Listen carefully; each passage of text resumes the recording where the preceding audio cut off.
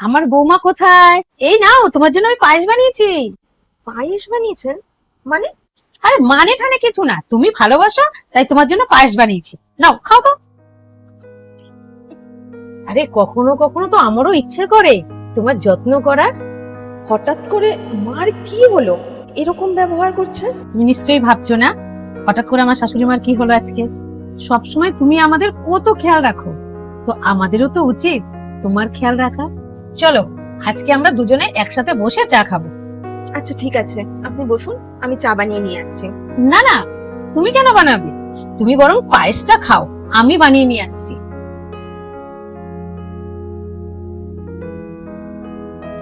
বাবা, কি হলো হঠাৎ করে উনার আজকে?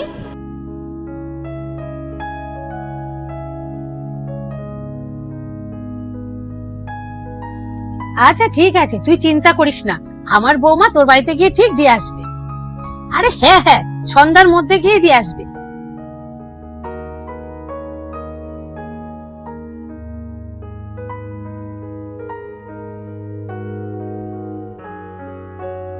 ও আচ্ছা, এই ব্যাপার। এই জন্যই আমাকে এতক্ষণ ধরে অয়েলিং করছিল। নিশ্চয়ই মেয়ের বাড়িতে আমাকে দিয়ে কিছু পাঠাবে। বৌমা, বলছি কি, তুমি তো জানো আমার মেয়ে জামাই পায়েস খেতে কত ভালোবাসে। তুমি একটু ওদের পায়েস দিয়ে আসবে। পায়েসটা প্যাকিং করে দিচ্ছি, তুমি গিয়ে একটু দিয়ে আসো। আর বোঝোই তো বাবুর অনেক রাত হয়, তাই তোমাকে বলছি। ঠিক আছে তুমি বসো, আমি প্যাক করে দিচ্ছি। কি গো, তুমি রেডি? চলো। হ্যাঁ হ্যাঁ, আমি রেডি, চলো। কোথায় যাচ্ছিস তোরা? আরে আজকে আমার আর ওর একটু মুভি দেখার প্ল্যান আছে। আমি তো টিকিট কেটেও এনেছি, তাই জন্য আমি বলেছি ওকে যে আমি বাড়িতে আসার সাথে সাথেই রেডি থাকবে, বেরিয়ে যাবো।